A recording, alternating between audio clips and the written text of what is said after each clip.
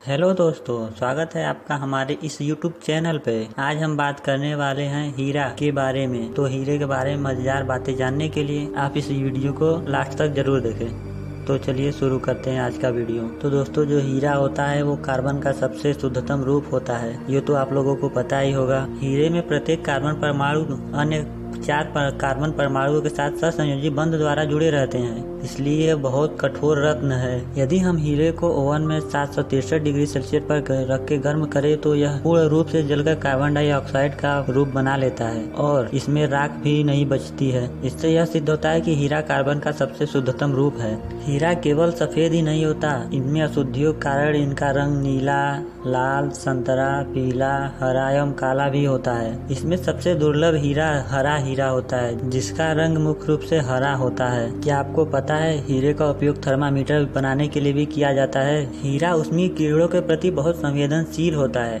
इसलिए इसका उपयोग अति शुद्धतम थर्मामीटर बनाने के लिए भी इसका उपयोग किया जाता है। इनमें काले हीरे का उपयोग कांच काटने, दूसरे हीरे को काटने एवं हीरे को पॉलिश करने तथा बड़े बड़े चट्टानों में छेद करने के लिए किया जाता है। आइए चलते हैं अब हीरे के इतिहास के बारे में कुछ बातें करते हैं। क्या आपको पता है दुनिया का सबसे बड़ा हीरा कलिनन हीरा है, जो कि 3106 कैरेट का है। इस हीरे का पता सन 1905 में दक्षिण अफ्रीका में लगाया था।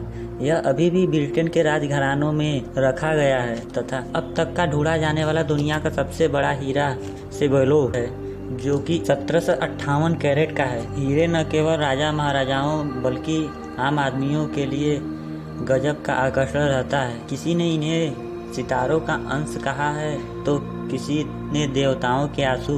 भारत में पहले अत्यधिक मात्रा में हीरे पाए जाते थे, लेकिन जो आजकल गुमनामी के रास्ते में कहीं गुम है, उनका पता आज भी नहीं है। हीरे के आकार को कैरेट में नापा जाता है।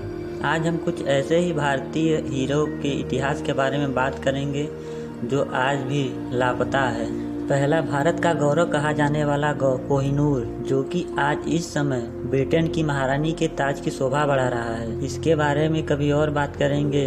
आज हम बात करेंगे अन्य प्राचीन हीरो के बारे में, जिसमें पहले नंबर पे आने वाला हीरा है दरियाए नूर। इस हीरे को कोहिनूर के साथ लेकर नादिर शाह दिल्ली से ईरान लेकर चला गया। फिर पंजाब के महाराजा रणजीत सिंह ने ईरान से अफगानिस्तान जाने के बाद इस हीरे को हासिल कर लिया था और ये वर्तमान समय में ढाका के सोनाली बैंक की तिजोरी में सुरक्षित रखा गया है। यह 1985 की एक प्रदर्शनी में प्रदर्शित भी हो चुका है। कहा जाता है कि दरियाए नूर 2 भागों में विखंडित था, जिसका दूसरा भाग नूर अल एन अब भी ईरान में सुरक्षित रखा गया है। इन प्राचीन हीरो की श्रेणी में अगला नंबर आता है द रीजेंट डायमंड का। इस डायमंड को आंध्र प्रदेश के कोलार खान से निकाला गया।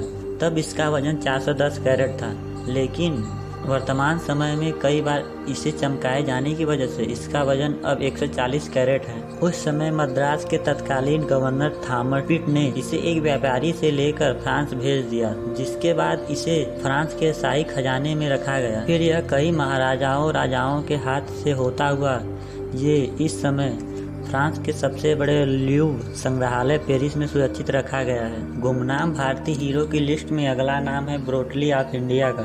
90.8 कैरेट ये ब्रोटली को कोहिनूर से भी पुराना बताया जाता है। 12वीं शताब्दी में भारत से किसी तरह फ्रांस की महारानी ने इसे खरीद लिया था। इस हीरो को पूरी दुनिया का सबसे शानदार हीरा बताया जाता है, क्योंकि रंगहीन होने की वजह से इसे शुद्धतम माना जाता है। ब्रोटली ऑफ इंडिया का कई प्रदर्शनियां भी लगी और लगभग 40 साल पहले इसे किसी गुमनाम यूरोपीय परिवार ने खरीद लिया।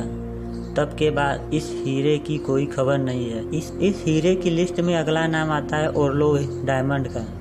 ओरलो का इतिहास अब तक के प्राप्त सभी हीरो में सबसे पुराना है और इसका आकार अंडे के आधे आकार का है। इसे 2री शताब्दी से श्रीरंगपट्टनम में कावेरी नदी के किनारे बने श्री गंगानाथ स्वामी मंदिर में भगवान विष्णु की मूर्ति के आँख के रूप में उपस्थित था। भगवान विष्णु की मूर्ति से निकाला जाने वाला ये हीरा, इस हीरे को एक फ्रांसीसी सैनिक जो कर्नाटक युद्ध के समय हिंदू बन गया, उसने इसे निकाल ले जाने के बाद कई सालों तक अपने पास रखा। इसे फ्रांसीसियों द्वारा सन 1750 के दौरान मद्रास लाया गया और अंग्रेजी सेना के किसी अफसर के हाथों बेच दिया गया। उसके बाद ये हीरा कई बार बिका और इंग्लैंड चला गया। फिलहाल इस समय इस हीरे को कई टुकड़ों में तराश कर चांदी के आवरण में रखा गया है।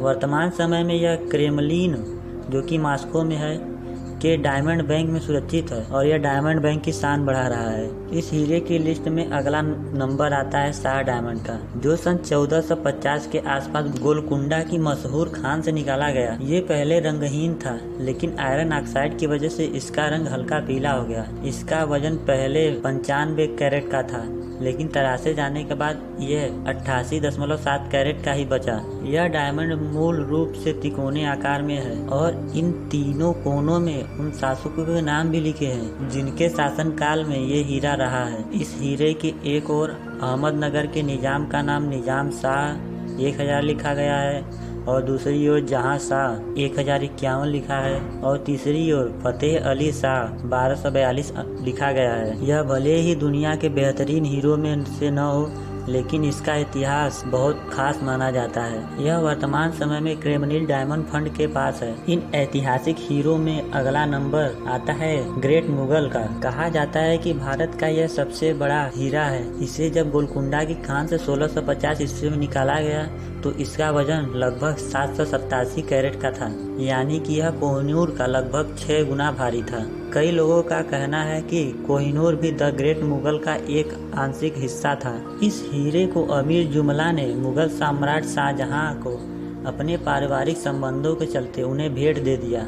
बाद में ये मुगल सल्तनत का हिस्सा बना रहा। कहा जाता है कि शाहजहां ने इसे तरसवाने के लिए समय 10,000 रुपए खर्च किए थे, जिसके बाद इसे 6 भागों में बांटा गया। इसे शाहजहां के पुत्र औरंगजेब ने 1665 में फ्रांस के जवाहरात के व्यापारी को दिखाया, जिसने इसे अपने समय का सबसे बड़ा रोचकट हीरा बताया था। कहा जाता है कि इस हीरे को ईरानी आक्रमण नादिर शाह कोहिनूर दरियाए नूर के साथ अपने साथ ईरान भी ले गया। कहते हैं इस हीरे को छिपाने के लिए इसके कई टुकड़े भी कर दिए गए, लेकिन फिलहाल में यह हीरा कहाँ पर उपस्थित है यह कोई नहीं जानता। तो ये रहा कुछ प्राचीन भारतीय हीरो के बारे में जो शायद आप नहीं जानते थे। तो ये वीडियो आपको कैसी लगी कमेंट करके ज़रूर बताएं। इस चैनल को सब्सक्राइब जरूर करें और बेल आइकन को भी दबाएं। अगर आपके कोई सुझाव हैं तो हमें कमेंट सेक्शन में ज़रूर कमेंट करें। वीडियो देखने के लिए बहुत बहुत धन्यवाद।